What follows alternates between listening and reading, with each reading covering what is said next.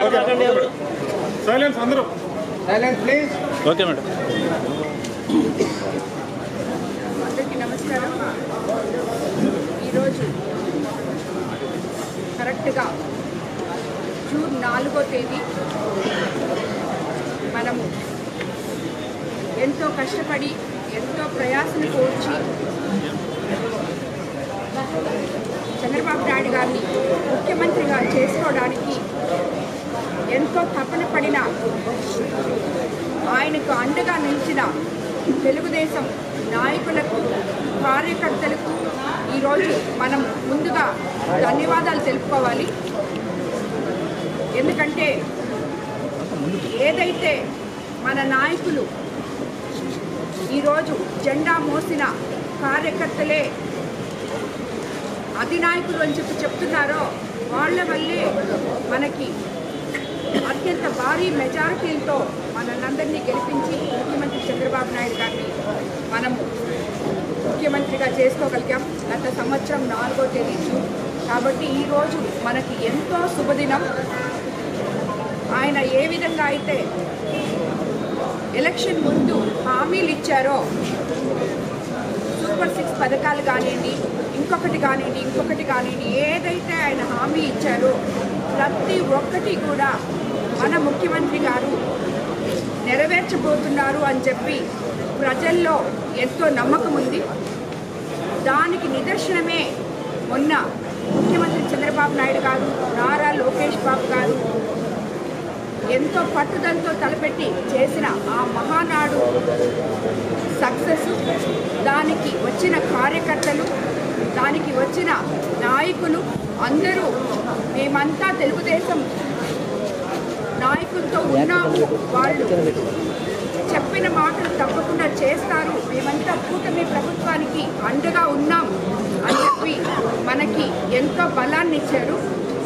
ఈరోజు మనము అనుకుంటే ఎప్పుడో 200తో మన తెలుగుదేశం పార్టీ స్టార్ట్ చేసిన పెన్షన్ ఈరోజు మనం అధికారంలోకి రాగానే 4000 పెన్షన్ ఇస్తున్నాము అని చెప్పి మనము గొప్పగా చెప్పుకుంటున్నాము అంటున్నారు. ఖచ్చితంగా గొప్పగా చెప్పుకోవాలి. ఎందుకంటే 1000 రూపాయలు పెంచడానికి గత ప్రభుత్వంలో 5 సంవత్సరాలు పడితే ఒకటే ఒక మాటతో అధికారంలోకి రాగానే మొదటి నెలలోనే అంతకు ముందు నెలది కూడా కలిపి 7,000గా మనం ఏ మాట అయితే చెప్పామో ప్రతి ఒక్కరికి 1వ తేదీ పొద్దున 10 గంటల కల్లా మొత్తం అందరికీ ఎమ్మెల్యేలు ఇంటికెళ్ళి వాళ్ళకి పెన్షన్ ఇచ్చి వాళ్ళ ముఖాల్లో ఆనందం చూసి అదేవిధంగా ఆ ఊర్లో ఈ రోజుకి 12 నెలలు మనము పెన్షన్ ఇచ్చి పూర్తయింది. ఈ 12 నెలలు కూడా ఒక్కొక్క గ్రామానికి వెళ్ళి ఈ గ్రామానికి వెళ్ళింది ఇంకొక గ్రామానికి వెళ్ళట్లేదు, ఒక వార్డుకి అయితే ఇంకొక వార్డుకి వెళ్ళట్లేదు, ప్రతి దగ్గరికి వెళ్ళి నాయకులు, అధికారులు, ప్రజలు అందరూ కలిపి ఇంటరాక్ట్ అయ్యి వాళ్ళకి ఆ ప్లేస్లో ఉన్న సమస్యలు ఏమైతే ఉన్నాయో అవన్నీ మనం నెరవేర్చగలుగుతున్నాం. ఈరోజు మనం ప్రజల్లోకి వెళ్ళగలుగుతున్నాం. 12 నెలల నుంచి మేము నిత్యము ఈ పెన్షన్ కోసం ప్రతి దగ్గరికి వెళ్ళాము, వాళ్ళ సమస్యలు తీర్చుకున్నాము, తెలుసుకున్నాము, అవి ఇమీడియట్గా తీర్చడం కూడా జరిగింది. అదేవిధంగా దివ్యాంగులకి మనము 6,000, 10,000, డిసేబుల్ వాళ్ళకి 10,000 ఇలాగ పెన్షన్లు ఇచ్చాము. అన్నిటికన్నా ముందు మనం ఎలక్షన్ ముందు ఏదైతే చెప్పామో మనము ల్యాండ్ యాక్ట్ గురించి రద్దు చేస్తాము అని మనం ఏదైతే చెప్పామో అది ఇమీడియట్గా మనం అధికారంలోకి రాగానే తొలి సంతకంతో ల్యాండ్ యాక్ట్ రద్దు చేయడం జరిగింది. అదేవిధంగా మనము పథకం 0.2 కింద సిలిండర్స్ ఇవ్వడం జరిగింది. అదేవిధంగా మత్స్యకార భరోసా ఇచ్చాం. ఇలాగా మనం ఎన్నో ఇలా చెప్పుకుంటూ పోతే మనం చాలా ఇప్పుడు మెగా డిఎస్సి రిలీజ్ చేశాం. ఈరోజు జూన్లో మనము తల్లికి వందనం ఇవ్వబోతున్నాం. అదేవిధంగా అన్నదాత సుఖీభవ ఇవ్వబోతున్నాం.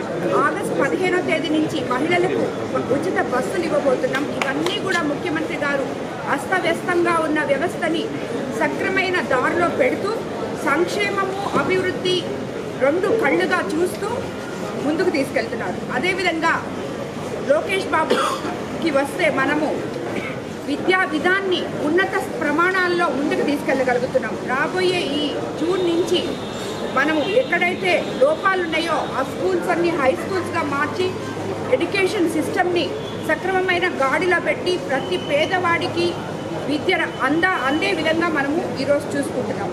అలాగే మనము ఇదివరకు ఎంతో గుంతల రోడ్లలో నడుస్తున్నాం.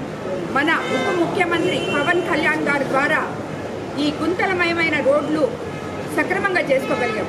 ప్రతి సర్పంచ్ కానీ, ప్రతి ఎంపీపీ కానీ, ప్రతి జడ్పీటీసీ కానీ ఈరోజు ఎంతో హ్యాపీగా ఉన్నారు. ఎందుకంటే మమ్మల్ని గెలిపించిన వాళ్ళకి మేము న్యాయం చేయగలుగుతున్నామని. కనీసం 15th ఫైనాన్స్ నిధులు పడడం ఇప్పుడే పడుతున్నాయి కాబట్టి వాటితో వాళ్ళు సక్రమమైన మార్గంలో ముందుకెళ్తున్నారు.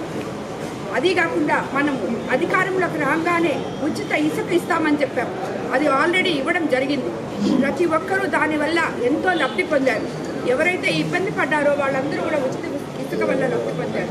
ఈ రకంగా చంద్రబాబు నాయుడు గారు ఏవైతే చెప్పారో 200 అన్నా క్యాంటీన్లు రాష్ట్రం మొత్తం ఓపెన్ చేయడం జరిగింది. 5 రూపాయలకే పేదవాడికి అన్నం పెట్టడం జరిగింది. అంటే ఫాస్ట్గా చేయలేదు అంటే మన